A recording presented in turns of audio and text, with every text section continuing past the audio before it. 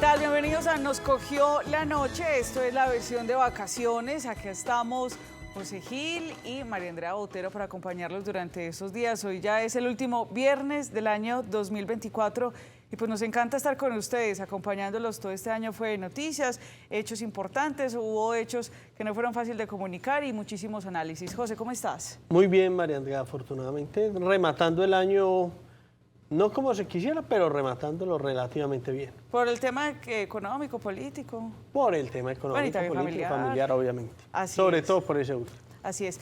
Mire, José, ayer estábamos conversando un poco acerca de lo del salario mínimo y decíamos que esto iba a representar pues algo bastante bueno para las personas que justamente se ganan un salario mínimo que estaban sobre 1.300.000, ya van a pasar entonces a 1.423.000, es que queda sin el subsidio de transporte, pero esto también tiene unas implicaciones para las personas que todavía no están ni siquiera ganando un salario mínimo porque están en la informalidad, pero también tiene implicaciones para los empresarios porque realmente cada empleado pues no es que le cueste 1.423.000 pesos.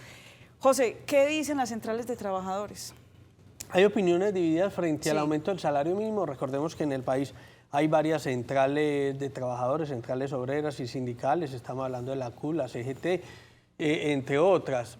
Por el lado de la CUT están muy contentos. El presidente de la CUT manifestó su agrado con el aumento del salario mínimo, donde ellos estaban pidiendo en principio un 12%.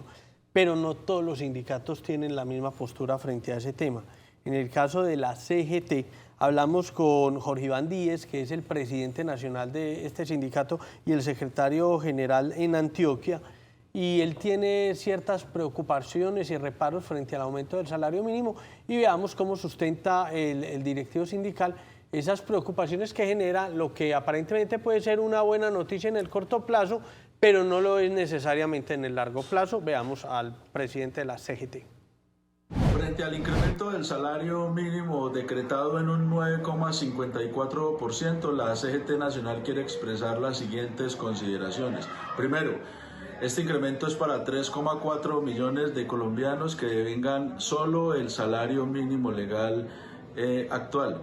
Segundo, trabajadores que estén en las grandes compañías, incluso trabajadores sindicalizados, no les impactaría el 9,4%. ¿Esto qué quiere decir?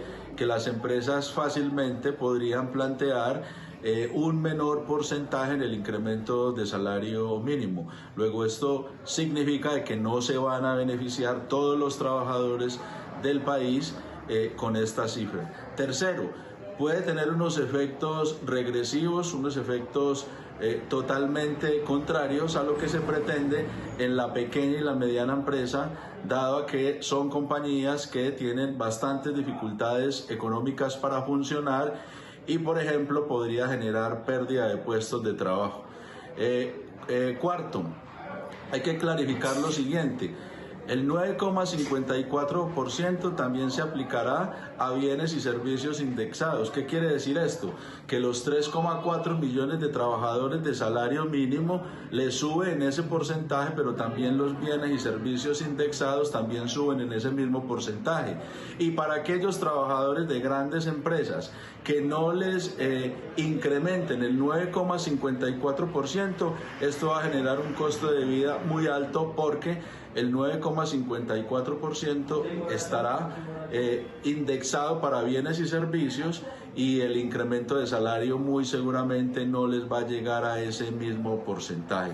Lo que quiere decir esto también es que los sectores de la informalidad, el 56% de la población colombiana hoy está en la informalidad y no van a tener un incremento del 9,54%, pero en cambio sí van a tener el incremento en el costo de vida, en los bienes y servicios indexados, y eso lo que va a significar es mayores dificultades para que puedan consumir o para que puedan adquirir los productos que la economía plantea. La inflación tiende a subir, ¿Qué quiere decir esto? Estamos de acuerdo con un incremento por encima de la inflación, pero con muchísima responsabilidad, porque hay un gran tejido social en la economía que se va a ver impactado negativamente con este incremento, dadas las alzas que van con el 9,54% y muy probablemente los incrementos de salario en grandes compañías, incluso trabajadores sindicalizados, no se les va a ver reflejado el incremento del 9,54%. Hoy la CGT Nacional, la CGT Autónoma Independiente, lo que quiere manifestar es que hay que tener muchísimo cuidado con los incrementos y le hacemos un llamado al gobierno nacional para proteger el empleo, sobre todo en la pequeña y la mediana empresa del país. Mire, María Andrea, finalmente quienes, o mejor, todos los empleados están de acuerdo con un aumento del salario mínimo, pero en la CGT hacen o plantean por lo menos esta inquietud, este asterisco, este reparo.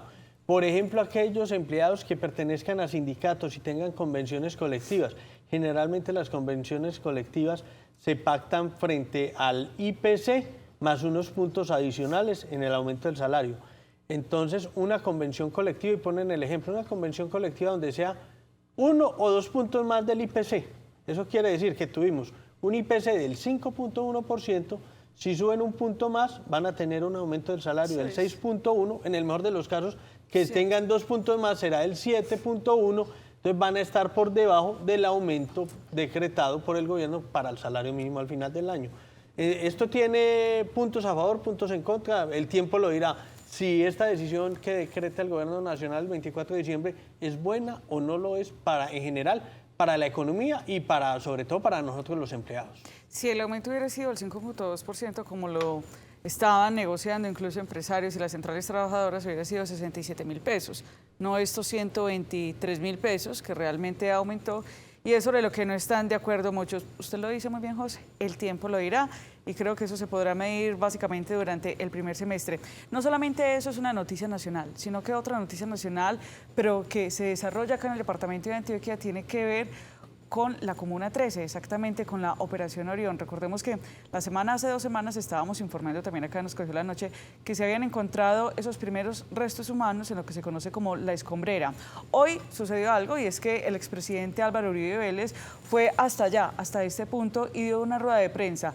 Porque recordemos que esta Operación Orión pues tuvo desarrollo en el año 2002, justamente 2 meses después de que el presidente Álvaro Uribe se posesionara como el presidente de la Nación. Él explica en esta rueda de prensa cuáles fueron esas razones que los llevaron a ejecutar esta operación, pero además con quién le realizó. Eso fue lo que explicó el expresidente. Que se haga justicia, pero que no se haga política con la justicia. Colombia tiene muchas fosas comunes por la acción terrorista. También hay mucha denuncia especulativa por propaganda política. Cuando empezó el gobierno que presidí, el 7 de agosto de 2002, la Comuna 13 estaba controlada, asesinada y secuestrada por grupos terroristas como los Comandos Armados del Pueblo del ELN, la FARC y los paramilitares. A los 2 meses de iniciado nuestro gobierno, se hizo la Operación Orión. Yo llegué a la presidencia, encontramos esta dificultad y 2 meses después iniciamos la operación. Orión se realizó con los mismos comandantes de la fuerza pública que estaban en Medellín cuando llegó nuestro gobierno. No cambiamos de comandantes, se hizo con los mismos. Pero mire, otra de las situaciones que también advierte el expresidente Álvaro Uribe es, y lo decía en esa primera declaración, es que no se haga política realmente con esto que sucedió allí en la Comuna 13, sino que realmente se busque justicia. Pero le manda además un mensaje al presidente Gustavo Petro, a quien llama además que este es un gobierno petrosantista, porque advierte que no solamente está la Comuna 13 en este sector de La Escombrera como una fosa común, sino que hay más de 700 municipios en Colombia que se están convirtiendo en fosas comunes. Escuchen lo que dijo. Debe poner cuidado el gobierno Petro Santos, porque está convirtiendo más de 700 municipios de Colombia en nuevas escombreras. Debe poner cuidado el gobierno Petro Santos, porque su único aporte a muchos sitios de Colombia es llevar y crecer criminales. Debe poner cuidado el gobierno Petro Santos, porque la única actividad económica que ha formalizado es la de las empresas criminales. Mira, Mariandra, frente a esa situación, y se lo digo yo que me crié, me levanté en la Comuna 13, y en el momento que se dio la Operación Orión vivía en el barrio San Javier, donde me crié. La realidad es que después de la Operación Orión, ese sector de la ciudad cambió. Y antes de la Operación Orión, y lo digo con conocimiento de causa porque me tocó vivirlo, usted caminaba por algunas calles de ese sector cercano a donde se realizó la operación y usted se encontraba cuerpos de personas que se determinaba más o le ponían más cuidado al cuerpo de un perro muerto que a esa persona. Es que eso se vivía antes de la Operación Orión. Después de la Operación Orión, obvio, quizás perdieron la vida personas inocentes, quizás hay muchos cuerpos en la escombrera, no soy quien para juzgarlo, no, pero la situación en general de la Comuna 13 cambió para bien después de que se realizó ese operativo. Digamos que, aparte de que se están encontrando, ya lo había dicho también Alejandro Ramelli, el presidente de la Jurisdicción Especial para la Paz, que estos 3 fémur, que corresponden entonces, 5 fémur, había dicho, corresponden a 3 cuerpos, también se advierte que lo que usted dice, José, ha cambiado muchísimo y viene el tema del turismo. Pero acá digamos que también el tema que se ha estado en discusión es el tema de la connivencia entre la fuerza pública y el paramilitarismo y adicional a eso la violación de los derechos humanos. Por eso dice el expresidente Álvaro Uribe que se haga justicia, pero que no se haga política buscando esa justicia.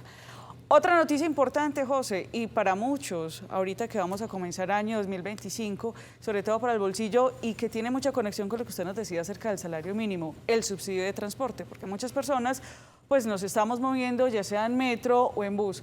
Pues mire, la Alcaldía de Medellín a través de la Secretaría de Movilidad también habló acerca de cómo van a quedar entonces esas tarifas para buses y microbuses para el año 2025. Hay que decir que si bien se sentaron entre la Alcaldía de Medellín, empresas transportadoras y el área metropolitana, las cifras que voy a dar son para Medellín y su área urbana. No es que necesariamente también vayan a ser para los demás municipios del área metropolitana, pero destacamos estas cifras porque sabemos que hay muchas personas que vienen del oriente de Antioquia y también pues vienen de Bello, o están en Envigado, o en Barbosa, Girardota, Itagüí, La Estrella, y pues se van a mover acá. Mira cómo queda entonces.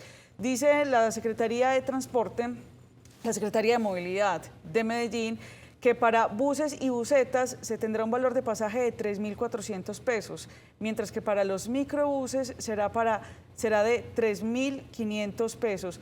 Por supuesto, en el caso de las rutas de trayecto corto, por pasajeros en las rutas integradas del sistema de transporte masivo y que no realicen integración con otro sistema, se fijó una tarifa de 2.700, 2.600 y 2.200 en trayectos que ellos llaman trayectos diferenciales, en empresas como Conatra, Transvan, Conducciones América y Metrosan. Además también pues cubre algunas rutas cortas para corregimientos como San Cristóbal, San Sebastián de Palmitas y Santa Elena. Y adicional a eso, también cambian los pasajes para el sistema de transporte metro. ¿Se sabe cuánto quedó el transporte de metro o todavía no se tiene la tarifa? Sí se sabe, José, pero ¿cómo le parece que lo tengo acá perdido la tarifa? Pero déjeme que yo en un momento le confirmo ese valor. Y otra situación para poner muchísima atención, esto lo venimos advirtiendo, José, por el tema de las festividades de Navidad y ahora que viene fin de año, el consumo de licor adulterado, personas que están cayendo en esta trampa y por ahorrarse unos pesos, pues están ganando una enfermedad. Mire, la Secretaría de Convivencia y de Seguridad de Medellín logró la captura de un hombre que es ex trabajador de la fábrica de licores de Antioquia, quien tenía una fórmula química con la cual estaba adulterando. Tenía su alambique, estaba adulterando licor. Pero no solamente capturaron al hombre, sino que se logró hacer una extinción de dominio de 4 bienes muebles e inmuebles. Esto es lo que nos explica el secretario de Seguridad de Medellín. A hoy, el homicidio ha disminuido un 21% en comparación con el año anterior. Esto significa 59 homicidios menos a la fecha. Llevamos 130 días sin homicidio, 23 días más que lo que se tenía a la fecha en el 2023. La tasa proyectada a diciembre es alrededor de los 11 homicidios por cada 100.000 habitantes. Y como lo ha dicho el alcalde Federico Gutiérrez, es la tasa de homicidios más baja en la historia de la ciudad desde que se tiene el registro de ese indicador. Importante también resaltar, el homicidio donde la víctima es una mujer tiene una reducción del menos 26%. Los casos de homicidio donde la víctima son jóvenes o menores de edad tienen una reducción del menos 29%. Ese es el resultado de todo un trabajo articulado con la fuerza pública y con la Fiscalía. Ojo, consuma licor realmente en los lugares autorizados. José, la tarea que tenía pendiente, el aumento de tarifa de transporte para el sistema de transporte masivo Metro es de 200 pesos y para los sistemas integrados de transporte o rutas integradas, como lo conocemos acá en Medellín, 240 pesos. Entonces, para el metro 200 pesos y para las rutas integradas 240 pesos. No digo la tarifa final porque recordemos que el metro de Medellín tiene diferentes, si es estudiante, si es viajero frecuente, entonces solamente se dejan 200 y 240 pesos. Este pequeño resumen de noticias, hoy 27 de diciembre, pues nos vamos a dejar con una pausa comercial, pero vamos a recordar también luego de la pausa una entrevista que tuvimos con la secretaria, con la directora de convivencia del municipio de Envigado, la señora, se me va por acá el nombre, la señora Luz Vázquez, que nos va a hablar acerca de la campaña que ellos están desarrollando acerca de no quemar pólvora. Y José, después de la pausa comercial, lo que hemos venido haciendo y es recordar los mejores momentos de las entrevistas que tuvimos en el año 2024. Por eso, pues hoy vamos a recordar entonces las problemáticas del gremio camionero, muy conexo con lo que vimos en el año 2024, el aumento de la gasolina, el tema de orden público y adicional a eso, un análisis que hicimos con la politóloga Nuri Gómez de las peleas Fico y Gustavo Petro. José, pues un feliz fin de semana, la próxima semana nos vemos. Me quedaré viendo el resumen, obviamente. Pero por favor, y a ustedes los dejamos con un corte comercial, pero quédense con el resumen de las mejores entrevistas. La decisión del aumento del salario mínimo del orden del 9.54% y considerando el auxilio de transporte en el orden del 11%, es una muy mala decisión para la mayoría de la fuerza de trabajo de Colombia. Es una muy mala decisión para el microempresario, para el tendero, para el pequeño industrial. Fue un aumento desproporcionado que superó la inflación causada más la productividad de la economía, de lejos, y que anticipa problemas complejos para el año o los años que vienen por delante. Primero, un escenario de mayores niveles de inflación, fruto de la indexación de esta decisión. Segundo, un menor espacio para que el Banco de la República pueda bajar la tasa de interés y con ello reactivar la inversión y la actividad privada en nuestro país. En tercer lugar, implica mayores niveles de informalidad empresarial, que ya de hecho es significativa. Más del 50% de los trabajadores son informales y hoy tenemos 5.6 millones de micronegocios informales. Seguramente tendrá como consecuencia un mayor nivel de desempleo, porque buena parte de esos micronegocios informales, de esas pequeñas empresas, tenderán a informalizar parte de su fuerza de trabajo. Y finalmente implica un mayor costo fiscal, en un momento en donde las finanzas públicas están muy apretadas. Esta decisión afecta a más de 15 millones de colombianos, aquellos que están en la informalidad y aquellos que están desempleados, y termina beneficiando a muy pocos, cerca del 17% de la fuerza de trabajo. Muy pocos a costa de la mayoría de los colombianos. Muy mala idea esta decisión para la reactivación económica del país, en un escenario en donde el crecimiento todavía sigue siendo exiguo.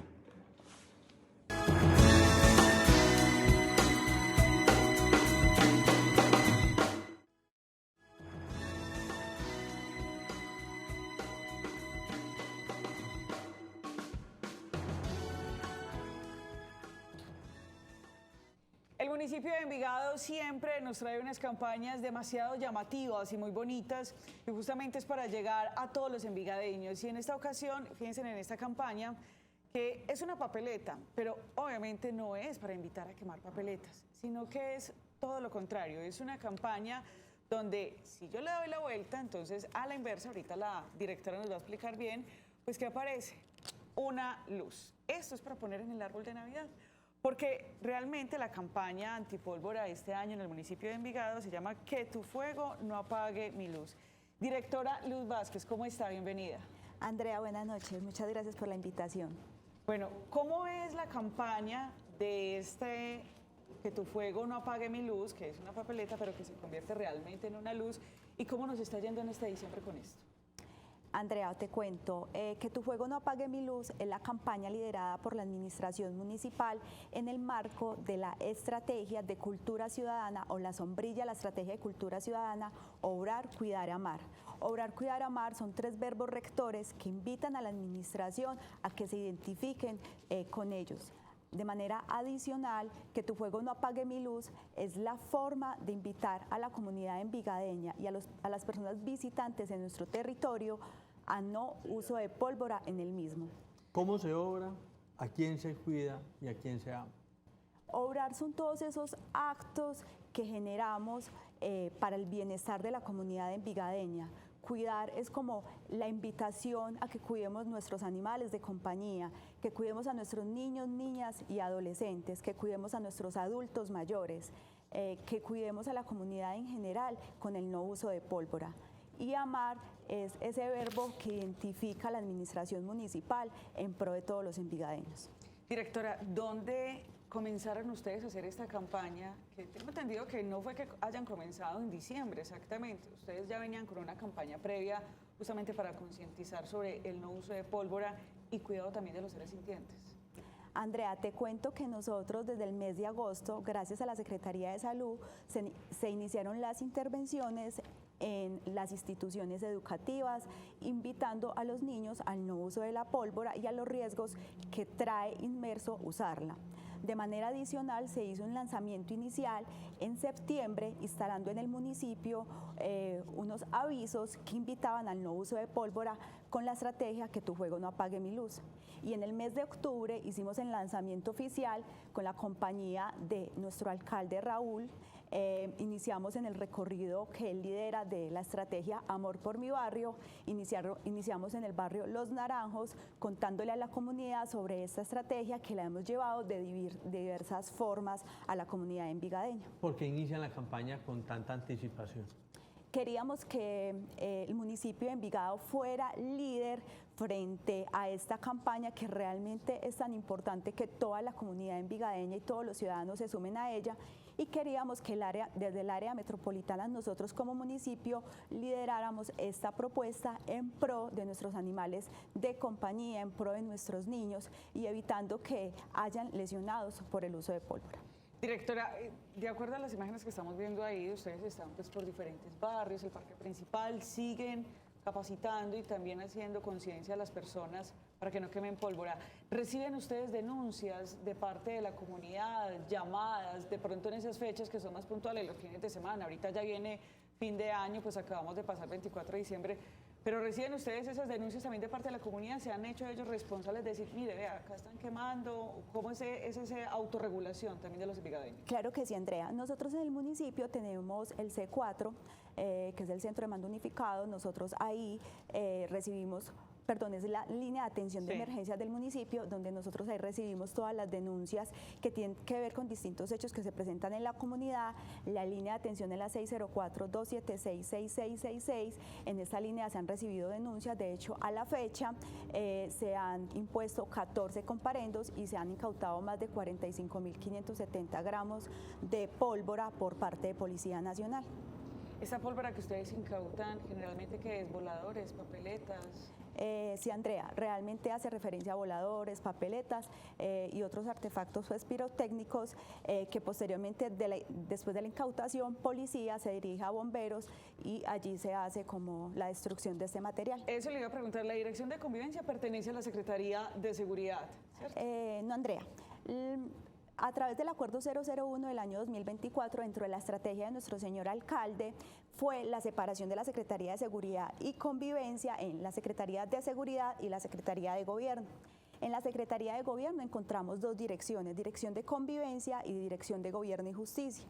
Ahí tenemos todos los programas de promoción y prevención. Adicional, tenemos inspecciones de policía y tenemos comisarías de familia dentro de la Secretaría y el Programa Nacional de Casa de Justicia.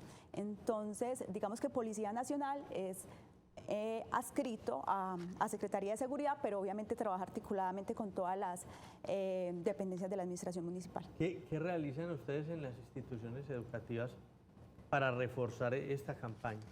Te cuento, nosotros, esta campaña, a mí lo que más me ha gustado es que es una campaña muy visual. Entonces, tenemos estos avisitos, que estos son unos individuales que fueron entregados en establecimientos de comercio. Lo que hacíamos era invitar a la comunidad a que cambiara el individual que tenía en su mesa por este, para que se unieran a la campaña.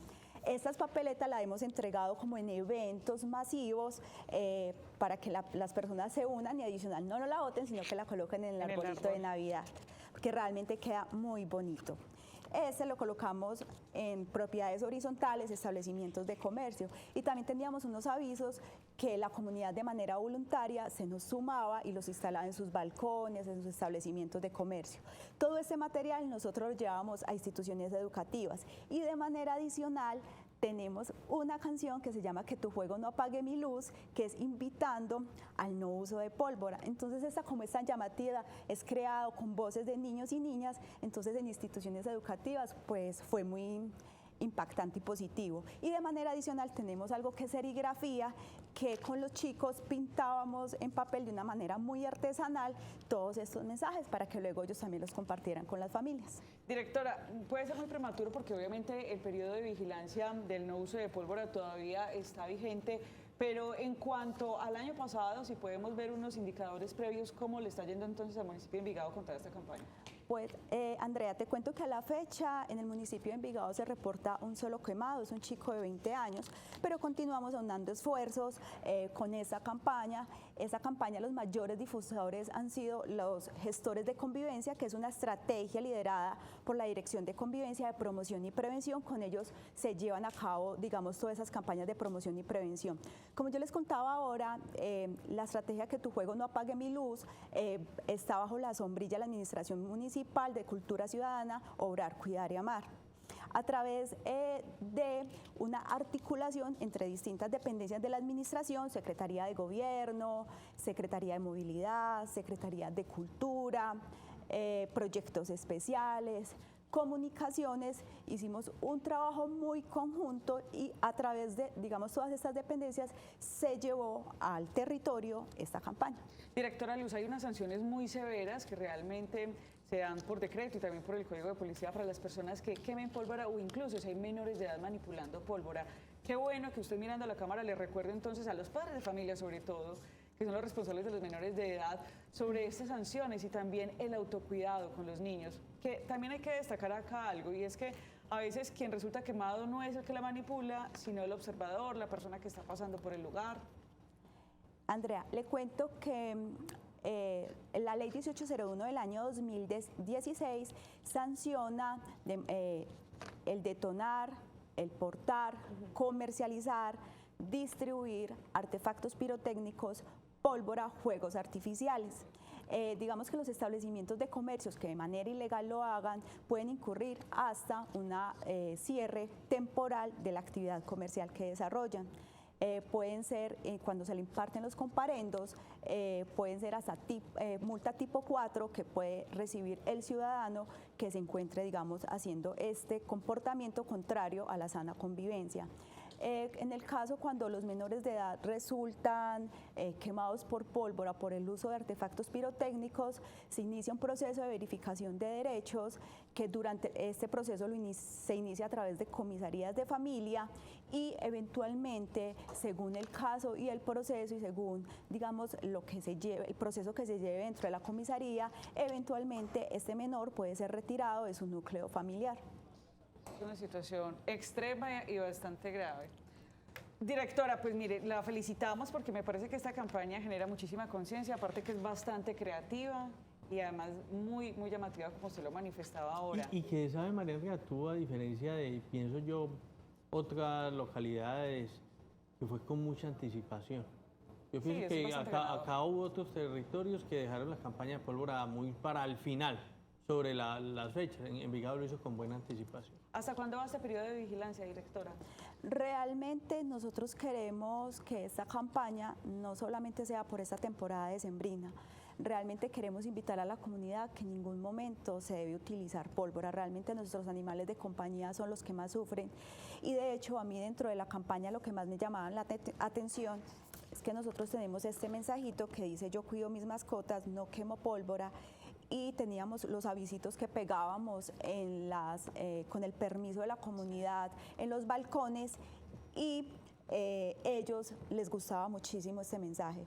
Realmente la invitación es para que cuidemos nuestros animales de compañía, para que se sumen a esta campaña, que en ningún momento del año es una época propicia para quemar pólvora. Y ya recuerden que tu juego no apague mi luz, y los invito a todos para que se unan a esta estrategia tan bonita que se lidera desde el municipio de Envigado. Directora Luz Vázquez, la directora de Convivencia del municipio de Envigado, muchísimas gracias por estar con nosotros, felicitarlos por esta campaña tan bonita que están desarrollando, además que los indicadores que ustedes tienen, lo que nos trae hasta hoy, pues realmente dan cuenta de lo importante que ha sido manejar esta campaña. Muchísimas gracias por acompañarnos y nos cogió la noche. Y un feliz año además. Muchas gracias a ustedes, feliz año, Dios los bendiga y gracias por esta invitación tan especial y gracias a la comunidad por escucharnos y recuerden que tu juego no apague mi luz. Y a ustedes también, muchísimas gracias.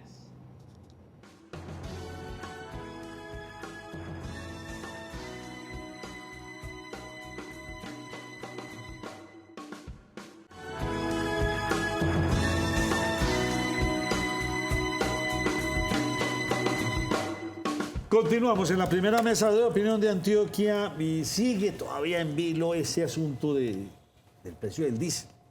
Desafortunadamente Colombia no tiene vías férreas. Se está empezando a trabajar, bueno, se viene trabajando desde el presidente Santos, que le metió un impulso fuerte, después vino el presidente Duque también, y el presidente actual de nuestro país le ha metido también el impulso a tratar de recuperar el sistema férreo en nuestro país, cosa bastante compleja. Y esto nos lleva a que toda la producción, tanto para exportar como lo que traemos del extranjero y como los alimentos que consumimos en las grandes ciudades, se hagan por las vías, por las diferentes rutas, en camiones. Y es maravilloso, cantidad de familias viven de este trabajo. Tenemos al señor Jorge García, quien es presidente de la Confederación de Transportadores Colombiana de Transportadores, CCT. Muy bien, don Jorge, bienvenido, ¿cómo está usted? Un cordial saludo para toda la mesa y también para los televidentes. ¿Cómo están? ¿Todos bien? Muy bien, muchas gracias. Don Jorge, antes de hablar del diésel, yo me quiero meter en un tema que a mí me tiene como abrumado y he visto muchos videos en las redes. Usted más que nadie me puede decir cuántos peajes hay en Colombia y qué tanto afecta al sistema de carga en este país. ¿Cuántos peajes y cuánto afecta eso? De 85 y eso pesa en la canasta de transporte, pesa el 13.8%. ¿Cuántos, perdón? 85. 185. 180. Esto es increíble. O sea, un camionero entonces entre Barranquilla y Bogotá paga ¿qué? 10, 12 peajes. Bogotá, Medellín, Bogotá. Esto es una vacuna gigante para las vías que tenemos. Sí. Claro, nosotros estamos pagando en promedio al año más o menos 70 millones es lo que aporta un tractocamión viajando por las diferentes carreteras colombianas. ¿Ustedes tienen alguna propuesta frente a este tema de los peajes antes de que nos metamos a hablar con el diésel o no han pensado en este tema qué hacer?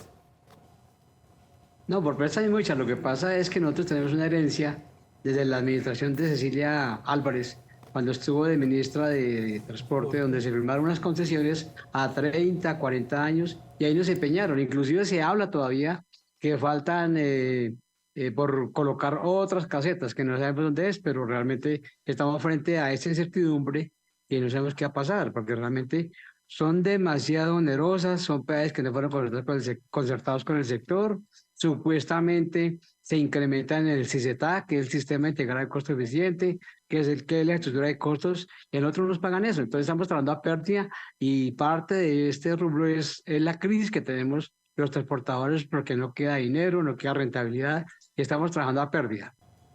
Señor García, además de esas pérdidas que ustedes están teniendo, hay otra situación que es muy difícil para los transportadores y es la situación de orden público del país. Ustedes se han tenido que enfrentar a un sinnúmero de paros que les bloquean a ustedes la movilización, que impide que ustedes lleguen a sus destinos. En muchos casos las cargas se pierden.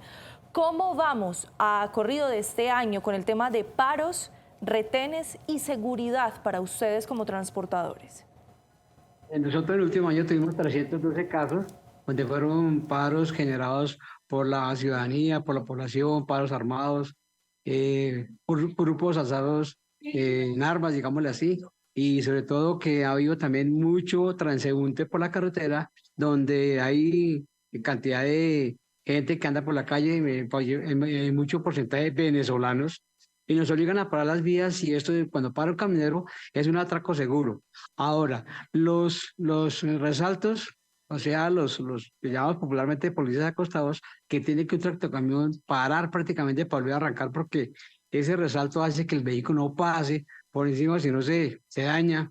Entonces, eso es un punto muy crítico, porque ahí donde se ven los cacos, a tal punto de que nos cortan la manguera, nos atracan sobre la marcha, han matado conductores, sobre todo en la costa norte, y tenemos un gran porcentaje de este tipo de delincuencia. Hemos hecho todo lo pertinente frente al Ministerio, a Presidencia, a las Fuerzas Armadas, y hemos hecho una propuesta. En estos puntos coloquen puentes peatonales. El segundo dice que es con inclusión de la concesión, y que la concesión no tiene plata para montar puentes peatonales en estos sitios que son críticos, donde damos papaya y es donde nos atracan. Mire, yo la otra, el dato más curioso que usted acaba, hace muchos años hice, ¿cuántos habían resaltos de Medellín a Coveñas? ¿Sabe cuántos conté? 134 resaltos en 400 kilómetros y un poco más, que es la ruta Medellín-Coveñas. O sea, como quien dice, divida. Cada 4 kilómetros. Menos de 4. No, es una vergüenza. Esto tiene toda la razón. 3 kilómetros. Es una cantidad de resaltos que pues uno en el carro pasa y hay carros muy amortiguados. Pero un tractocamión, ¿usted sabe cuánto implica eso en consumo de combustible? Claro. Tener que frenar para volver a arrancar a mover toda esa carga. Y eso no lo ven. Claro, que es que tenemos un departamento de tránsito y transporte en este país que es digno de admirar. José, su pregunta. Esa situación, a propósito de lo que le pregunta Andrea Sierra, de atracos y demás, ¿qué tanto ha variado en los últimos 2 años? No, esto ha sido crítico, porque es que inclusive, que vean a lo que estábamos hablando ahorita, esos resaltos, muchos están en subida. Un ejemplo, es que un tractocamión va subiendo y va a su máxima potencia, y eso pues hace que el equipo pues tiene que mantenerlo en su cambio que va. Pero cuando un resalto y toca parar fuera de lo que va en subida, sabiendo que uno anda a una velocidad muy lenta, entonces esto implica lo que acaba de decir nuestro jefe de mesa, y es que realmente el gasto de combustible, el volver a operarle el motor arrancándolo desde cero, y fuera de eso, el obstáculo en la vía, la movilidad se afecta demasiado. Entonces vemos que hay una cantidad de cosas que no han sido contempladas con el sector. Tenemos en un tiempo las restricciones que se aplican también a estos corredores, que eso nos afecta, que porque es fin de semana o X, y son vías que tampoco son muy congestionadas, se puede dar viabilidad para que los vehículos puedan transitar. Pero no, aquí hay una serie de medidas que se han hecho a pupitrazo, no han sido consultadas con el sector, y vemos que estamos pagando la peor parte, y por ello pues todo eso nos ha generado pérdidas, porque es tiempo que se pierde, es eficiencia que se pierde, y por lo tanto no podemos entregar nuestros productos a tiempo. Don Jorge, pero le reitero mi pregunta. ¿Se ha deteriorado la seguridad en las vías del país en los últimos 2 años o venimos con la misma inseguridad que teníamos hace 2 años? No, yo diría que venimos con la misma inseguridad. Antes, por el contrario, tenemos un grave problema, es que la situación actual del país ha hecho que se dispare la inseguridad. Vemos que la cantidad de situaciones que se viven en la vía, de la población civil, de gente que pues no tiene empleo, alguna cosa, han optado por atracar. Mire que cuando se accidenta un vehículo en cualquier parte de la geografía colombiana, lo primero que llega son los pobladores de muchos municipios donde están más cerca. Don Jorge, silenció el audio. Mutió el micrófono. ¿Dónde está? Bueno, se perdió. Esperemos que lo recuperemos. Bastante crítica la situación, ¿no? Entonces, es que 312 paros en un año, Nacho, no, pero entonces, eso se hace 180 insostenible. Peajes, 312 paros. Resaltos a 2 manos, porque yo no sé desde cuándo, y recuerdan, yo no sé si ustedes se acuerdan la denuncia que yo puse aquí, que le cantaban a uno con letreros los resaltos y eran mentiras, era que estaban pintados. Sí. Claro. Puse la denuncia aquí. Hemos llegado a una ineficiencia del ministerio, no sé cuál ministerio el encargado, pero aquí no hay ley en ese sentido, se hacen lo que les da la gana. Nacho, y con un factor adicional que no lo hemos tocado con el invitado, más adelante lo haremos, y que lo manifiestan desde el gremio, y es la situación de las cargas. Por un lado, el tema de los fletes, porque hay no le suben los fletes hace rato, y por otro lado no hay que movilizar, o sea, no hay carga para movilizar. Ya lo tenemos. Don Jorge, volvió. Ya, gracias. Listo, Señor. don Jorge, muchas gracias. Don Jorge, pregunta antes de seguir metiendo en el tema, porque es que creo que ustedes tienen bastante contenido. ¿Cuáles son esas rutas más utilizadas o las de mayor demanda en Colombia? Bogotá, Barranquilla, Medellín, Bogotá, no sé, Cali, Buenaventura. ¿Cuáles son las rutas por las que más se mueven los camioneros en nuestro país? Los puertos en general mueven el 60% de toda la carga que se moviliza en Colombia. Por lo tanto, estamos hablando de Buenaventura, estamos hablando de Cartagena, Barranquilla y Santa Marta. Muy bien. Ahora sí, ¿qué está pasando con el precio? La pregunta de don José Gil. ¿Qué está sí. Repítame. Contextualice su pregunta, don José. ¿Qué está pasando con el les precio? Han actualizado el precio de la carga, lo que usted está diciendo. Bueno, no, esa es otra problemática, Nacho, pero quiero que se la toquemos después, porque a mí me parece que sí es más importante que adelante arranquemos con el tema de la CPM. Se han hecho más de 10 mesas de concertación para fijar un posible aumento en la CPM en el país y no han llegado a un acuerdo. ¿Por qué? A ver, yo quiero hacer un paréntesis ahí pequeñito sin querer cambiar el tema y es el siguiente. El origen del problema del transporte de carga en Colombia obedece a la sobreoferta vehicular. Tenemos 437.000 vehículos que pueden movilizar divinamente con justo a tiempo, con una logística adecuada y todo, 500 millones de toneladas por año, pero Colombia solamente produce 120 millones. Ahí muestra claramente que no hay carga para todo el mundo y por lo tanto estamos agarrados por un viaje. Con el tema del consumo de la CPM, nosotros hemos visto, primero que todo representa el 40% de la canasta camionera, pero sí hemos hecho 10 mesas de trabajo técnicas con unos asesores muy válidos donde hemos mostrado el por qué no es conveniente que suba el precio del combustible en Colombia. ¿Por qué? Porque nosotros tenemos 2 refinerías, tenemos reservas de crudo suficientes y por lo tanto somos autosuficientes si lo queremos llamar así, porque en el caso de CPM es así. Prácticamente el consumo de CPM del 95% lo ponemos en Colombia. Hemos hecho una propuesta y es revisar la fórmula. Nosotros estamos atados al Golfo de México y por lo tanto nosotros desde el arranque ya estamos con precio internacional, sabiendo que el costo Colombia de exploración, de producción y de refinación es muy inferior al precio que se emite de acuerdo al Golfo de México. Entonces ahí estamos internacionalizados, que es la herencia de Andrés Pastrana cuando estuve presidente, y quedamos atados al precio internacional y por lo tanto nos decimos, no, pero es que estamos en Colombia. En Europa y en Estados Unidos un ciudadano recibe un ingreso per cápita 10 veces más que un colombiano y no quiere igualar el precio como está en Estados Unidos. Entonces decimos, no, pues, ¿qué está pasando? Hagamos un ejercicio, miremos que como compatriotas tenemos derecho a un beneficio y por lo tanto no consideramos que sea justo que nos aprieten de esa manera, sabiendo que no tenemos ni la rentabilidad, no nos pagan los fletes y por lo tanto pues el precio es absurdo porque es para la inflación, la economía, el costo de vida, el campesino, el ciudadano de a pie. O sea, esto sería algo nefasto para el país porque prácticamente se dispara y alcanzar el costo de vida y pues eso no es paz, eso no es inseguridad porque es hambre. Y finalmente pues tenemos que tener cuidado con eso y hemos sido muy prudentes, hemos llamado la atención de que estamos peleando en todo el mundo y no queremos que lleguemos a extremos. Don Jorge, entonces, según le entiendo, Colombia importa muy poco diésel o prácticamente no tiene necesidad de importar este tipo de combustible a diferencia de la gasolina. No, nosotros tenemos necesidad. Estamos, si acaso, un 5%, pero estamos en condiciones de poder garantizar y hemos mostrado ya en cifras en la mesa de que nosotros somos autosuficientes.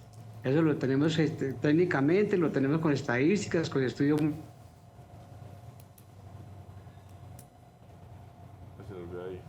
No es dado que se incrementa el precio en Colombia. Y hemos mostrado claramente, hemos mostrado técnicamente del por qué no se debe subir el precio en Colombia. Ustedes técnicamente han demostrado a cuánto valor del diésel no perdería dinero del país si se lo venden a ustedes los camioneros. ¿Cuál debería ser el precio ideal del diésel en Colombia? Y obviamente para que Ecopetrol no pierda plata. No, es que Ecopetrol está recibiendo, perdón, el 6.600 pesos lo recibe de un galón de diésel. Es lo que recibe Ecopetrol, con un margen de utilidad muy moderado. Ellos no están perdiendo plata. Y el resto, lo que es ya minorista, mayorista, daría un costo más o menos de 8.000 pesos por galón. Lo que sucede, lo que se pone ahí para arriba, pues de todas maneras es más impuestos. Pero realmente nosotros vemos de que Ecopetrol no está perdiendo Ecopetrol tiene una rentabilidad moderada, lo que pasa es que aquí están dejando de ganar, que es lo que ellos dicen, porque si lo metiéramos en el precio internacional sería otro valor, pero entonces como no podemos, estamos perdiendo, y no es perdiendo, sencillamente es que no quieren aceptar de que tenemos que ubicarnos en la realidad y ganar poquito, no es más. Pues sí, eso es, y el fondo de estabilización es pasar la plata de un bolsillo al otro. No Pero, es más. don Jorge, Sí, yo no entiendo una cosa, entonces, don Jorge, entonces, ¿por qué el ministro habla del fondo de estabilización de los precios del combustible y está metido el diésel y todavía están diciendo que hay en ese fondo un déficit de yo no sé cuántos billones, 20 billones de 20 billones con el diésel? Y usted nos dice, no, Colombia lo produce y no se pierde. Buena pregunta. No se vea. Si hacemos memoria, en el año 2008 el precio internacional del crudo estuvo en $142 y cayó en el siguiente año, que fue el 2009, a $60. En ese momento nosotros hicimos una protesta, que yo era el presidente de la ACC, con el presidente Uribe, y logramos rebajar el precio a 6.120 con un referente internacional de $60. Supuestamente, este precio no debería subir hasta que no superara el barril de crudo, el precio internacional de los $142 del año 2008. No ha sucedido, estamos solamente en $80. Entonces, ¿qué pasó? Ese acuerdo duró 8 meses, o 9 máximo. Y a finales del mismo año 2009 se incrementaron los primeros 100 pesitos, los 120, y ahí fue donde ya se capitalizó con el tema de lo que es el fondo de estabilización, que es un ahorro programado supuestamente a futuro para la época de las vacas flacas. Pero eso entonces, vemos que esto no se cumplió. Normalmente, pues a nosotros nos faltó un poquito de malicia y no tuvimos la precaución de dejar firmado eso con el presidente Uribe, pero realmente se sabe de antemano que no se está perdiendo plata. Pero esos $60 el barril, estamos hablando con barril de petróleo, o mejor, ¿con dólar de qué precio? En ese entonces estaba en 3.000 y pico, 3.100 pesos, 3.200. Ah, bueno, no estaba tan distante de lo que está hoy. ¿Tienes una pregunta? Señor Jorge. No estaba tan distante. Sí. Sí, adelante. No, ya. Okay. Señor Jorge, quiero que veamos una imagen para que usted nos pueda explicar entonces acerca de realmente cómo va el tema de la carga y nos ayude a entender. Esto es un registro nacional de carga donde nos habla del número de toneladas que se movió del 2022 versus 2023, tanto en carga sólida como en carga líquida. Esta imagen nos muestra que pues, realmente hubo un aumento, principalmente en carga líquida, que está en términos de galones de un 11.8% en el año 2023 con respecto a 2022 y que obviamente hubo un incremento de viajes. Usted nos hablaba ahora acerca de una super o sobre oferta en cuanto a los camiones y que esto obviamente se debía a que, con respecto también a lo que nos decía José anteriormente, José Gil, y es que no hay tanta carga para transportar, pero sí hay muchos camiones. ¿Cómo explicar esta gráfica entonces frente a la realidad que tenemos hoy? ¿Ha aumentado realmente muy bien el tema de los transportes en Colombia en cuanto a la carga? ¿Sí hay una sobreoferta? ¿Qué es lo que está faltando? Lo que pasa es que en estas estadísticas siempre le suman lo que se manda por el oleoducto, por el oleoducto y el caso de carga seca, lo que se mueve por el tren. Entonces ahí sí se muestran volúmenes grandes, pero realmente por el tema de carretero es otra. La reducción, no sé si usted lo tenga ahí a la mano, la reducción, por ejemplo, en los últimos 2 o 5 años es de ¿cuánto en las cargas? El año 2022 se movieron 135 millones y este año hemos caído ya en el año larguito en 30 millones de toneladas, lo cual estamos en promedio de 100. ¿Qué significa eso? Que hemos perdido el 30% de la carga, 30-35%, porque las importaciones y las exportaciones han decrecido de tal manera de que se ha generado una crisis tremenda con otro agravante. Y es que en los últimos 6 años han incrementado el parque de motor en el orden de 67.000 vehículos, ¿sí? Lo cual implica que creció el parque de motor y la carga no ha aumentado. Entonces, esta oferta hace de que no alcance la carga para todo el mundo y se genere una fuerte demanda que maneja los generadores, maneja algunas empresas y por eso que unos pagan lo que es. Señor Jorge, ¿quién regula el aumento del parque automotor teniendo en cuenta que pues, no hay tanta carga, pero lo que está haciendo es que aumenta el parque automotor? Hay un tema ahí también conexo con quizás el tema de la seguridad, la contaminación, pero no está alcanzando. Y el lavado de activos. Y el lavado de activos, pero no hay tanto para transportar. ¿Quién lo controla? ¿El Ministerio de Transporte tiene ahí algo que ver? ¿Las autoridades regionales, quizás? Es que eso es una política de gobierno, mire, los gobiernos anteriores han hecho lo mismo. La ley 336 dice claramente que el transporte de carga es un servicio esencial público como los buses, los taxis, el agua, la luz, el teléfono, y por lo tanto tienen tarifa. Nosotros hemos dicho en ese momento, yo como Confederación Colombiana de Transportadores dentro de la mesa he dicho, nosotros tenemos que garantizar que primero el gobierno decrete que somos tarifa. Cuando seamos tarifas, ¿qué sucede? Se actualiza el SISETAC, que es el Sistema Integrado de Costo Eficiente, o sea, la estructura de costo nuestra se actualiza con los valores reales de los insumos y podemos garantizar que realmente tendremos el pago justo por prestar un servicio de un sitio a otro por tonelada. ¿Qué sucede? Como no se hace, entonces nos someten a oferta y demanda y realmente nosotros no podemos cómo garantizar o cómo decidir o cómo el gobierno nos cumpla con el pago de esto. La única forma es que una vez seamos tarifa actualizada en el SISETAC se pague en línea por transferencia electrónica al conductor, pago su anticipo y al propietario se le paga lo que es el saldo de su viaje con los valores reales. Eso va en línea con la DIAN. Al hacerlo así, nadie va de impuestos, cumplimos todos y tendríamos rentabilidad, lo cual no nos tendría al borde del colapso como está sucediendo en este momento. Pero no hay voluntad política, no me he encontrado eco, no hemos podido decirle al presidente nuevo, al doctor Petro, mire, que necesitamos esto, y no es posible. Eso va de la mano con una regulación obligatoria del 1 a 1. ¿Qué significa? De que para que sigan incrementando el parque automotor, en la forma que está haciendo, nosotros tenemos que obligatoriamente sacar un vehículo viejo de la misma capacidad para que ingrese uno nuevo. Entonces, eso nos parece grave porque la oferta sigue, porque no nos pagan los fletes, porque no nos garantiza la tarifa y estamos nosotros en ese momento en una incertidumbre que no sabemos qué va a pasar y la carga, pues lógico, menos. Entonces, la quiebra inminente de mucha gente ya se ve. Gente que vendieron sus vehículos para mejorar el equipo. Un ejemplo, vendemos una mula 2012, compramos una nueva y están pagando cuotas y ya están colgados, ya no son capaces con las cuotas, ya están enfermos, se está muriendo la gente de pensar, de estrés, etcétera, porque se cometió un error. Voy a comprar un carro nuevo cuando las garantías de ingreso no estaban suficientemente claras para poder aceptar ese crédito. ¿Cuál es ese número de toneladas que tendría que mover un camión en el día realmente para no caer en una crisis o en el mes? Lo que pasa es que acá en Antioquia lo estaban tasando por día, incluso. ¿Y en cuánto está ahora? Pero, digamos, en el mes o en el día, ¿cuánto tendría que mover en toneladas un camión y en cuánto estamos realmente hoy? Pues muy sencillo. Normalmente un camión del interior de la costa atlántica hacía un viaje en la semana. Ahora, o sea, 4 al mes. Ahora hace 1, si acaso 2. Entonces, mire que bajamos en un 50%. Tenemos que tener claro de que el número de viajes no se hace por lo que estamos comentando.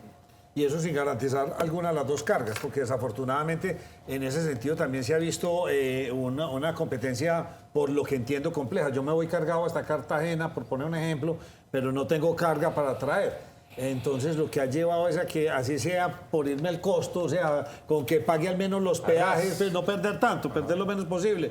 ¿Esto está así de cierto, así de complejo está el asunto? Claro, así es cierto. Además, hay gente que llega a un puerto y se demoran 8 días esperando un viaje.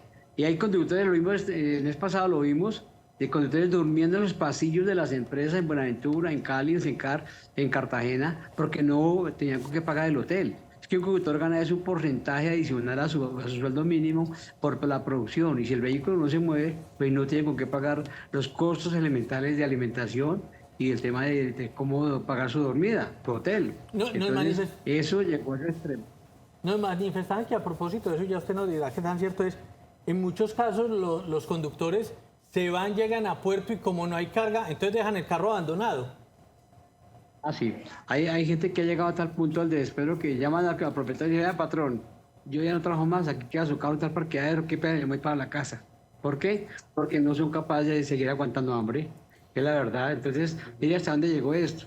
Y eso es gravísimo porque realmente pues, ya no hay conductores. Y es que ya no llama la atención trabajar en nuestra actividad porque sencillamente no es rentable. Voy a la costa, un ejemplo. Yo vivo en Bogotá, un ejemplo. Aunque vivo en Manizales, pero voy a la costa y vuelvo. Y cuando venga, encuentro. ¿Qué traigo para la casa? Ropa sucia, el trasnocho, el cansancio, sin 5, ¿sí? Y ya, eso es todo en el mercado. O sea que el mínimo, que es el básico que uno se gana, con eso tiene que subsistir la familia porque no queda ningún otro peso adicional para poder tener un poquito de vida digna. quiero bajarle el nivel al transporte un poco y hábleme, pues me imagino que usted conoce Antioquia, o todos los que nos están viendo, pues sabemos que el oriente antioqueño es la gran despensa agrícola del municipio de Medellín. Así tendrán, me imagino, en la región en Bogotá, en Manizales, tienen esas despensas agrícolas, que obviamente toda esta producción se tiene que mover también con mucho vehículo, inclusive estas chivas que son con motores diésel y ya microcamiones también, los camioncitos de 3, 4 toneladas. Ellos también están agremiados, están con ustedes. ¿Qué tanto los puede afectar todo este incremento? De alguna manera, todos los transportadores están agremiados en diferentes siglas o entidades. Entonces tenemos sindicatos, asociaciones, fundaciones, pero tenemos un sentido, el mismo sentido. Un ejemplo, ¿qué nos duele en este momento? Que hay sobreoferta, que hay inseguridad, que los combustibles, que los peajes muy costosos, todos pedimos lo mismo desde sus diferentes puntos de ciudades o sitios donde estén todos domiciliados, pero realmente el cometido está bien, o sea, estamos pidiendo lo mismo. Sencillamente, pues de pronto han ocurrido casos donde los tratan de dividir, que porque hay una asociación, una fundación, y algunos hablan cosas que no son plenas de conocimiento y tratan de romper el esquema. Pero si no podemos sabernos en la calle, somos todos uno solo y todos sabemos que estamos hablando por la estabilidad, por un futuro digno de una familia transportadora. Que estamos en quiebra, que estamos en proceso de quebrarnos. Sí, señor, ¿por qué? Porque los costos son muy altos, el ingreso no se justifica de tal manera que estamos trabajando a pérdida. Ese es el coñaneris de todo y por lo tanto, pues en ese sentido no tenemos problema porque no hay división, sencillamente estamos desde diferentes puntos apuntando al mismo objetivo. Don Jorge, usted creo que es una persona que conoce todo el país y sus vías y usted debe saber sobre el tema que hemos venido tratando y la discusión que se ha armado aquí en Antioquia con el túnel del Toyo y la terminación de esta vía tan importante, aparentemente para el gobierno no es sino para los antioqueños de un barrio de Medellín, pero todos sabemos que esto aportaría fuertemente a la capacidad de movilización de carga desde el sur, el centro, el norte del país. ¿Cuál es su apreciación frente a este conflicto que tenemos con estas vías 4G, en especial las que llevan al Urabá antioqueño? ¿Esto les serviría a ustedes como gremio, por ejemplo, para un vehículo que venga desde el Valle del Cauca, ya no tenga que subir Matasanos y hacer toda esta vuelta, sino por el Urabá hacia arriba? ¿Cuál es la percepción de ustedes? No, a futuro esa es la vía, es que tiene que ser por ahí. Porque mire que lo que se está planeando es cómo somos más competitivos. Mire que esta vía de alguna manera se embotella todo lo que hemos sufrido por la otra vía.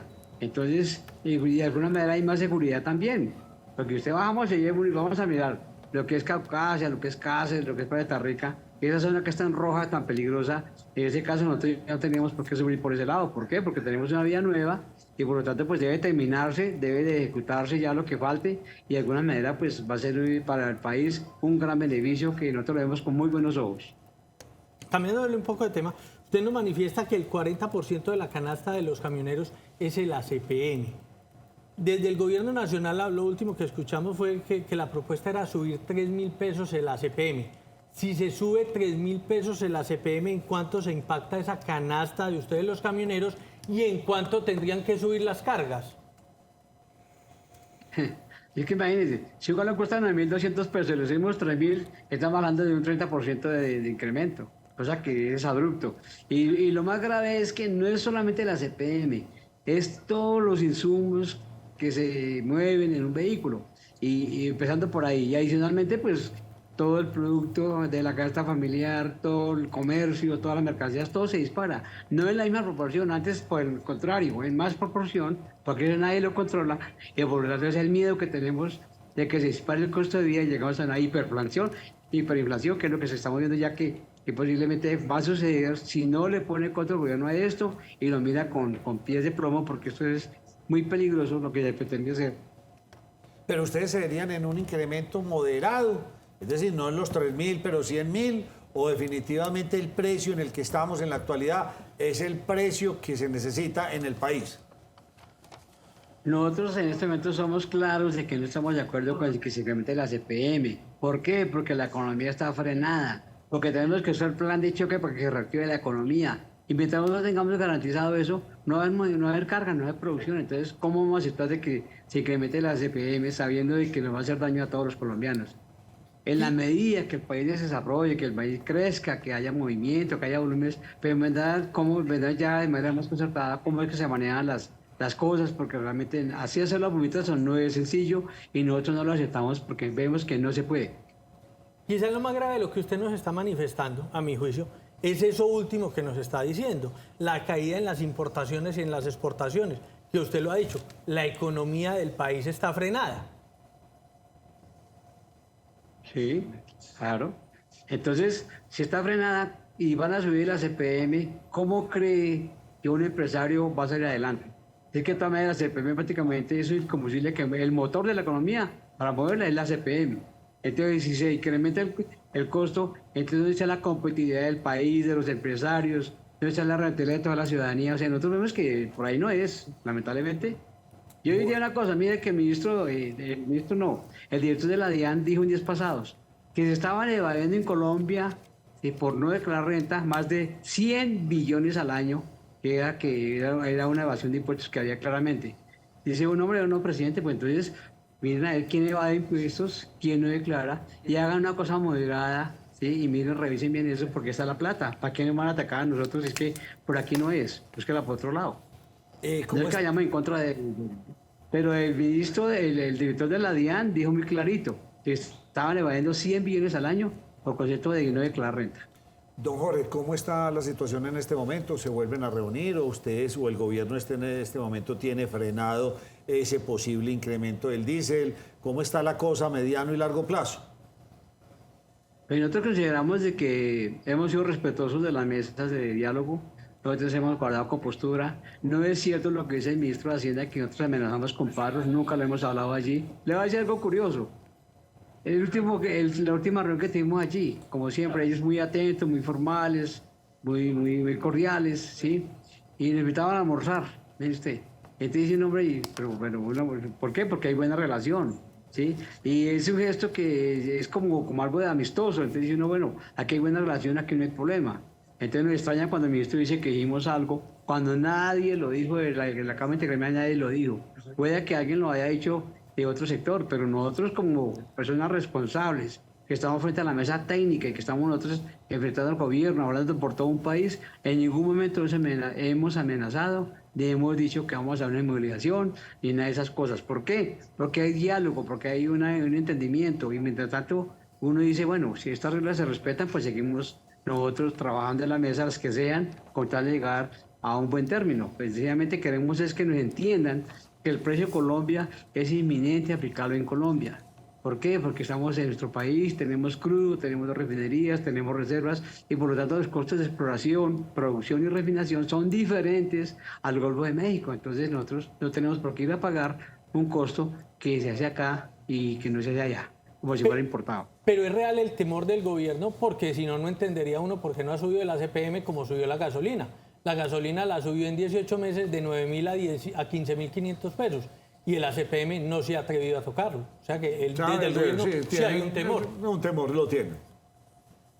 Y algo curioso, en este momento es más barata la gasolina en Estados Unidos que acá en Colombia. Y estamos aportando los colombianos con el tema de gasolina un promedio de 2.500 a 3.000 pesos por galón al fondo del déficit del Fondo de Estabilización y se ha bajado ese desequilibrio que existía, ese rojo que decía el ministro, se ha bajado ostensiblemente y prácticamente que con la gasolina se subsidia lo que faltaba para poder bajar el déficit del Fondo de Estabilización del combustible. Entonces el Fondo de Estabilización en este momento ya está listo, ¿está cuadrado o todavía no?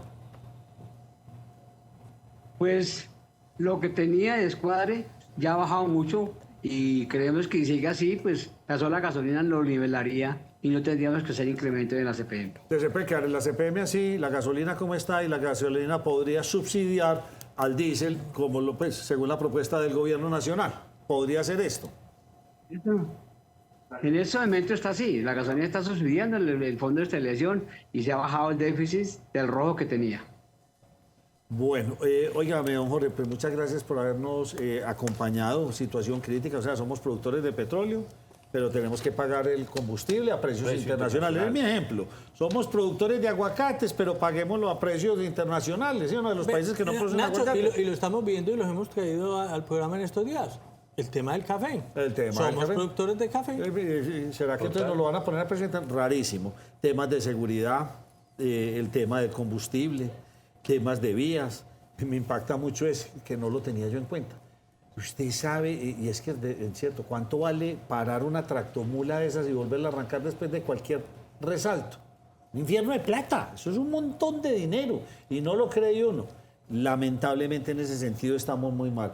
Pues bueno, don Jorge, muchas gracias por habernos acompañado y seguiremos muy pendientes de la situación de este gremio tan importante, del cual nos alimentamos, nos vestimos, producimos, o sea, ustedes son importantísimos para la economía de este país. Entonces, muy pendientes de ustedes como siempre. Entonces, muchas gracias. Yo le resumo en 3 palabras qué es la gobernanza del país o los transportadores para que se salve el sector. Regulación del parque automotor de 1 a 1. ¿Qué significa? Que sale un vehículo viejo y entra un vehículo nuevo de la misma capacidad. Reglamentación o que se decrete la tarifa para los fletes que los pagan a los camioneros por prestar un servicio. Mientras esto sea tarifa, se podrá cumplir con que nos paguen nuestro justo valor por nuestro servicio prestado. Y lo otro, pues lógico, sí, tener claro de que se puede manejar un tema muy ya sincronizado en materia de reposición de vehículos, que sería hacer un programa ya con un fondo de estabilidad, de un fondo de reglamentación del fondo, para poder garantizar que un pequeño propietario pueda cambiar su equipo viejo por uno nuevo. Entonces, ahí está el tema de que la regulación... Mire, le voy a decir algo. El año 2017, el ministro de ese entonces sacó un decreto, que es el 1517. Ese decreto decía que en los próximos 2 años tenía que ejecutarse todos los recursos de la chatarrización o en su defecto presentar un estudio técnico al Ministerio de Transporte donde demuestre que la oferta y la demanda se equilibran para poder incrementar el paquete motor. Pasaron los 2 años de ese decreto y en 2019 ninguna de las 2 condiciones se cumplieron, pero habría un decreto y ahí es donde se ha incrementado el paquete motor. Y este momento pues estamos nosotros sobresaltados porque por incremento han entrado muchos vehículos. Entonces nosotros estamos aquí en una situación muy difícil por un decreto que no se le dio cumplimiento a carta cabal. Lo demandaron, algunos gremios demandaron ese decreto, pero aquí como todo en Colombia es demorado, no sé si en este siglo salga el fallo de ese decreto y después digan que sí se vaya que reglamentar el parque de motor y ya como estamos inundados. Don Jorge, muchas gracias a usted por su tiempo.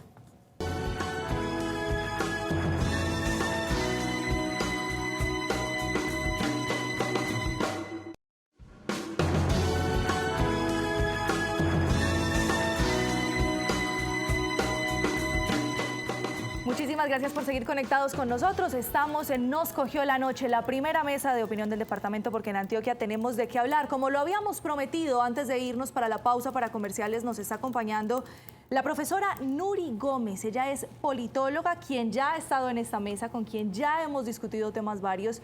Y hoy, profe, queremos hablar con usted porque queremos entender un poco ese juego político. María Andrea, usted que nos planteaba el tema. Sí, mire, lo que pasa es que básicamente, desde primero con la bienvenida y las buenas tardes. A Nuri, nuestra politóloga, ¿cómo está? Muchas gracias, muy buenas tardes para todos ustedes y gracias por la invitación siempre es un placer estar aquí. Nuri, mire, podemos hablar incluso desde campaña, la campaña presidencial. El presidente Gustavo Petro y el ahora alcalde de Medellín, durante los debates los escuchábamos bastante contradictorios, muy fuertes, se sacaban los trapos al sol. Luego ya cada uno en sus posiciones, Gustavo Petro como presidente, el alcalde de Medellín como el jefe del distrito, pues también no se ha ahorrado palabras para mostrarle esas inconformidades con situaciones que atañen directamente a Medellín, pero incluso con aquellas pues que no tienen que ver directamente con Medellín, sino que son más bien política nacional. Y pues nos hemos preguntado en esta mesa, bueno, ¿cómo es ese papel que está jugando el alcalde de Medellín? Que no lo vemos, digamos, en otras ciudades, digamos, en Barranquilla con Char, no lo hemos visto también en Cali, con el actual alcalde, que también tienen esa posición muy contraria políticamente al presidente Gustavo Petro. ¿Qué podemos decir, digamos, de ese análisis de cómo se está leyendo esas relaciones de confrontación que se está viendo entre ambos? Bueno, es importante entender que la narrativa nacional la tiene Gustavo Petro. Todo lo que él diga, haga, piense, sea bueno, malo, feo, es agenda política y es agenda mediática. Entonces, lo que se hace permanentemente desde presidencia es provocar y mantener una agenda mediática que genera la crispación y el comentario y el diálogo a favor o en contra de las dos posiciones o de las dos únicas posiciones que efectivamente se leen ahora en el país. Es decir, o se sigue con este proceso de gobierno de cambio o se vuelve a un tema netamente como lo teníamos anterior. Es decir, desde las narrativas ideológicas lo dicen derecha o izquierda, desde posiciones un poquito más menos ideológicas es progresismo o un tema de conservadurismo, pero por otro lado simplemente es quiénes están y quiénes mantienen el tema del poder. Entonces, en esa figura, digamos, en ese escenario, donde estamos conociendo de que hay un presidente que concentra toda la atención en él, toda la agenda mediática en él, lo que se reserva, lo que no, lo que es equivocado, lo acertado, existen voces que en cierto sentido tienen audiencias propias, sí, que escuchan esas otras voces. Y efectivamente a nivel nacional, al no haber una figura de oposición real, fuerte, frente al gobierno actual, lo que se hace es, desde diferentes regiones, lanzar nombres precisamente para que puedan ser entendidos como una posible oposición.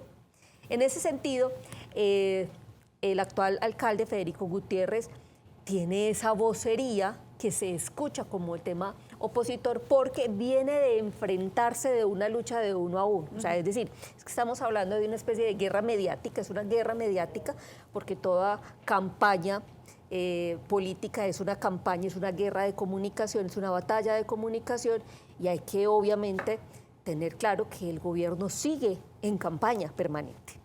Y ahí es donde efectivamente necesitan tener otros contradictores y otros opositores para que, digamos, para que la guerra realmente, o que la lucha, la comunicacional, funcione de una manera divertida, entretenida y que genere las posiciones emocionales que se están buscando que se haya. ¿Y cómo entender que no exista ese contradictor si el gobierno que llega al país es un gobierno de izquierda? Nunca nos había gobernado la izquierda como tal, de pronto algunos presidentes con ideas de izquierda, pero no izquierda total. Y supondría uno que debería tener muchos contradictores y quizás muchos contradictores fuertes. ¿Es estrategia o en realidad nadie ha logrado posicionarse como ese contradictor del presidente, que el que le sale más al corte es el alcalde de la ciudad de Medellín? Mira, es que esto hay que entender lo que pareciera que hay un desorden completo en el país, que todo es improvisado, que hay una situación crítica, pero eso hace parte de una estrategia que se llama una inflación controlada. El tema de las inflaciones controladas están relacionados por lo menos con 5 características que en cierto sentido se están dando y hay evidencias a nivel internacional de esos hechos. El primero es que hay una delegitimación sistemática y no nos cabe la duda que desde la propia campaña, desde el 2020 antes, hubo una delegitimación permanente y sistemática, primero al centro y a la oposición sobre todo. Entonces lo que hay es una constante, digamos, campaña comunicacional para que no se crea, digamos, en voces opositoras, o sea, para quitarle legitimidad a las voces opositoras, primero. Lo segundo es que se pueden crear crisis artificiales, lo que llamamos las famosas humos, las bombas de humo que salen específicamente para distraer la atención de lo verdaderamente importante. Es decir, entonces sale un escándalo y por debajo que tapa el otro, o que específicamente lo que hace es mantener una situación, por ejemplo, una votación en una Cámara, en un Senado, para no darle demasiada campo mediático y discusión general, discusión social obviamente, para mantenerlo así. Otro que no lo hemos tenido, el tema es el aislamiento internacional, pero en cierto sentido con las posiciones del gobierno tanto nacional como de ciertos representantes de hemos tenido cierto aislamiento internacional y hemos fijado posturas completamente diferentes a las que toda la vida de historia de Colombia ha tenido. Entonces, no es un aislamiento internacional, sino una fijación de unas posturas completamente diferentes, y eso hace que a nivel internacional no se sepa realmente cómo tomar lo que está pasando en Colombia. Un tema de subversión interna. La subversión interna es vamos a implosionar desde dentro de los partidos políticos, vamos a implosionar el tema de los sindicatos, todo lo que está pasando en cierto sentido, eso hace de algo interno. Y lo último, que es lo que efectivamente está utilizando el gobierno y es donde se están digamos, acercando a las partes contrarias, es el tema de la movilización, a la movilización popular como una forma específica de quitarle el peso a la oposición. Acabamos de tener las marchas del 21 de abril y luego la del 1 de mayo, que lo que buscaban era cambiar la posición frente a eso. Entonces, esta movilización popular también es una de las formas de implosión controlada, que le digo yo, precisamente para este proceso, y eso genera agenda mediática. Pero entonces, como tal, ¿no existe una cabeza, una vocería fuerte en la oposición por una estrategia del gobierno? No entiendo. No hay una oposición, o sea, no hay una figura, o sea, hay un montón de figuras. Hay un montón de figuras pequeñas y regionales. Porque usted le pregunta a Cartagena y en Cartagena también el alcalde no es aliado del gobierno. Pero yo la voy a interrumpir ahí, profe Nori. Incluso el mismo presidente de la República ha cuestionado cuando Federico Gutiérrez se declaraba en oposición, bueno, se declara en oposición a alguien que ni siquiera tiene una curul en el Congreso, que es de donde se espera que venga la verdadera oposición. ¿Qué pasa con los líderes de oposición en el Congreso de la República que no se ha podido establecer una cabeza clara que diga yo represento la oposición pura y dura en Colombia y hago ese ejercicio? Mira, eso lo podemos ver desde dos puntos de vista. Uno, realmente no hay una figura de oposición que guste tanto a la oposición como a los del centro y un poquito más a los del propio gobierno. Es decir, no hay una figura única que efectivamente tenga tanta legitimidad, tanta credibilidad, tanto respeto y respaldo que digan, sí, este es quien da y este es el que yo reconozco. Segundo, y por otro lado, el gobierno no hace reconocimiento a una única figura de oposición. Para el gobierno a veces la oposición son los medios de comunicación, a veces son los bancos, a veces son la empresa privada. Entonces, en ese sentido, el hecho de dilatar y de diluir ese poder de concentración de la oposición en una cantidad de actores y agentes hace que efectivamente tampoco haya un reconocimiento y un ensalzamiento de una sola figura como tal. O sea, que es parte de estrategia del gobierno y le está funcionando. Yo creo que sí debe ser una parte de estrategia del gobierno, porque efectivamente, pero pareciera tan velada que como que solamente caemos en las provocaciones o se caen en las provocaciones y lo que busca son respuestas inmediatas. Entonces es muy simpático porque todos reaccionamos ante cualquier situación, nombramiento, el hecho de que utilice tanto el tema de las redes sociales como los influenciadores de todos los perfiles en ambos lados, hace que en cierto sentido haya una pérdida de legitimidad de la oposición inteligente, en ese sentido. Nuri, uno acostumbra a ver que hay un tipo de oposición regional, si lo hablamos desde Sudamérica, entonces este presidente es opuesto al presidente de otro país y en ese sentido igual se manejan las relaciones protocolarias, pero no hemos visto un caso como el de Colombia donde las relaciones internas pues son muy en contra, o sea, realmente acá hay un péndulo que va para un lado y va para el otro y ahí se queda. Eso como primero como para que analicemos esa parte de esa oposición regional. Pero lo segundo que me llama la atención es que el presidente Gustavo Petro ha venido varias veces a Medellín y no es común que ese gerente o esa cabeza, ese líder que ha sido elegido popularmente, no asista, no esté en la mesa principal allí del evento. No vemos al alcalde Federico Gutiérrez que tenga un punto en común, un encuentro cuando hay un evento de presidencia. No lo invitan, al parecer pues no lo están invitando y él pues obviamente el presidente no tiene digamos ninguna ciudad vedada. Vámonos con eso primero. El tema de la diplomacia es que cuando se viene a un evento convocado desde presidencia, los que fungen como anfitriones son la presidencia. Y los que terminan siendo invitados son los mandatarios locales y ellos tienen la potestad de aceptar o no aceptar, ¿sí? En ese sentido. En la actualidad, como vemos sobre todo en Antioquia, el hecho de no asistir a ese tipo de eventos hace que efectivamente sea un acto simbólico de oposición y de oposición a lo que el gobierno nacional tiene para la región. Eso es netamente desde diplomacia. Ahora bien, el hecho de que si hace efectivamente, y los anfitriones son los mandatarios locales y el presidente no asiste o el presidente asiste, lo que hace es tener una especie de coanfitriones, no al contrario. Entonces, en la primera siempre va a ser una sumisión, digamos, frente a eso, porque es el máximo poder de la nación. Entonces, en diplomacia funciona de esa manera, el protocolo tiene que funcionar así, y obviamente lo que se ve en los medios es que es una reacción directa como una oposición al gobierno local. Esa es la forma simbólica, bueno, no tan simbólica, directa y explícita de que es oposición. Sí, muy evidente, por supuesto. De que es oposición. Y lo otro que le preguntaba era acerca de esa oposición interna. Claro que hemos tenido oposición interna cuando hemos tenido otros presidentes, pero digamos que no ha sido tan notoria, o por lo menos digamos que esos alcaldes se concentran, o los gobernadores se concentran en gestionar lo suyo. Pero acá lo vemos diferente, y me parece que usted mencionaba algo muy importante ahora, es que Federico Gutiérrez le habló de uno a uno, de tú a tú, mientras estuvieron en campaña. Y algunos advierten que él parece, pues que obviamente sigue, gestionando su alcaldía de Medellín, pero con esa aspiración, y no quiere pues tampoco que se baje de allí. ¿Usted cómo lo lee o cómo se puede leer eso? Bueno, la narrativa se mantiene como siempre, como si fuera una verdad no revelada. Sí. O sea, en el momento, digamos, el compromiso que tiene Federico Gutiérrez con todos los medellinenses es obviamente terminar su mandato, pero también hay que, digamos, en política las coyunturas y los contextos cambian cada 2 meses.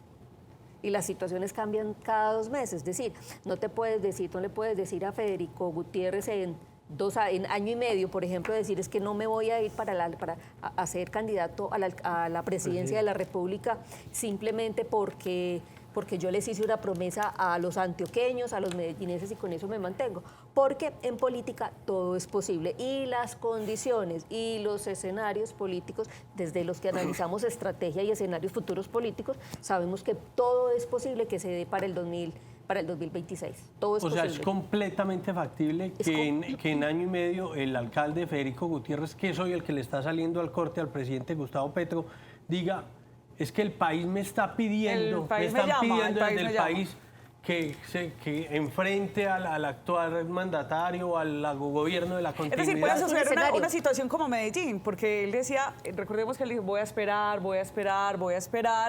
Que prometió no renunciar incluso para las del 26. Sí, aquí lo dijo mientras estuvo sentado en campaña, pero esto se me parece mucho a una situación con Medellín, mientras que Medellín estaba convulsionada por el exalcalde Daniel Quintero, él esperó, y digamos que era el aclamado o el llamado vaya usted, salve a Medellín, una situación similar. Algo similar, que le digan vaya, salve a Colombia. Bueno, esto tiene tanto de sentimiento regionalista.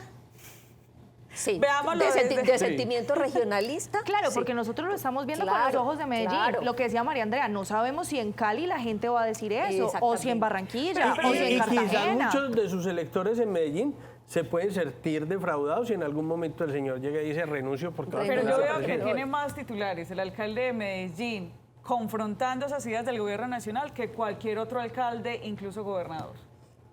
Bueno, igual de todas maneras es que recuerden que llevamos 6 meses de mandato, apenas se están aprobando los planes de desarrollo, y recuerden que los planes de desarrollo dependen directamente de los recursos del DNP, de la Presidencia Nacional, o sea, del Plan de Desarrollo Nacional. Entonces, digamos que para ciertos mandatarios el hecho de poder tener una confrontación directa con un gobernante, como ya lo hemos visto, puede jugar completamente en contra.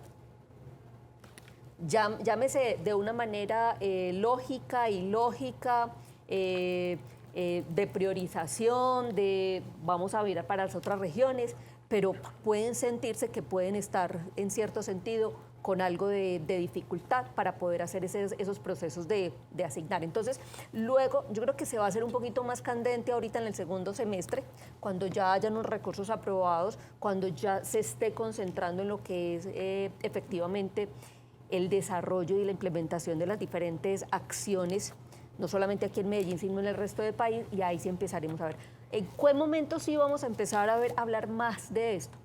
Más o menos el año entrante, 2025, más o menos marzo, abril del año entrante, vamos a empezar a escuchar los mandatarios locales poniendo posición, sobre todo, ¿por qué? Porque es que estamos hablando de que primero hay unas de Congreso y esos congresos los mueven efectivamente son muy discientes, son muy discientes. José, ¿para qué vamos cerrando? Última pregunta a la profesora Nuri. En el escenario actual, lo que se visualiza en la ciudad es que se tiene como un alcalde más pensando en lo nacional y delegando de pronto lo de ciudad en sus secretarios. ¿Lo percibo bien, lo percibo mal? Es lo que puede estar pasando en el caso de la ciudad de Medellín. Mira, yo creo que Federico la tiene muy compleja en este momento. ¿Por qué? Porque él tiene que hacer el trabajo de mantener lo que se llama la gobernabilidad local, el cierto sentido de, llámelo rescate, pues lo que prometió dentro de su plan de desarrollo y lo que estamos hablando de qué es lo que tiene que hacer con la ciudad, para algunos sacarlo de las crisis, otras mejorar el tema de financiación, bueno, todo lo que tiene, por un lado, y por el otro lado mantener su agenda y ampliar su agenda de presencia nacional e internacional. Entonces tiene un trabajo claro. ¿Qué le va a generar esto a medida que dé resultados aquí? Una equivocación de Federico Gutiérrez es prácticamente el acabose para que él pueda decir: yo voy a tener una posibilidad de hacer eso que se puede y que la gente lo pida para el próximo año. Cortico. Y en esa medida, ¿su proyecto a 6 años, usted lo vería viable o no? Como lo está llevando ahora. O sea, culminar la alcaldía para aspirar 2 años después a la presidencia. ¿O es como un tema más de aprovechar el momento? El aprovechar el momento le podría salir muy costoso. Aprovechar el momento. Aprovechar el momento le podría salir muy costoso. Por eso es que tiene que ser muy inteligente y espero que esté muy bien asesorado en qué hacer con eso. O sea, los resultados de aquí, o sea, en Medellín no se puede equivocar esta vez. No se puede equivocar. Porque eso le va a costar, si no para el 2026, para dentro de 6 años, y puede ser una ficha interesante de estar en un gobierno nacional. Profesora Nuri, se nos van a quedar muchos temas sobre la mesa, yo sé, José, yo sé, María Andrea, porque de ahí incluso salen más preguntas en qué va a pasar en ese lapsus, en lo que él no esté, cómo mantenerse vigente. Pero este programa se llama Nos cogió la noche. Y siempre nos coge la noche. Gracias por haber aceptado nuestra invitación. A ustedes muchísimas gracias por invitarnos y bueno, y a todas las personas que nos ven también.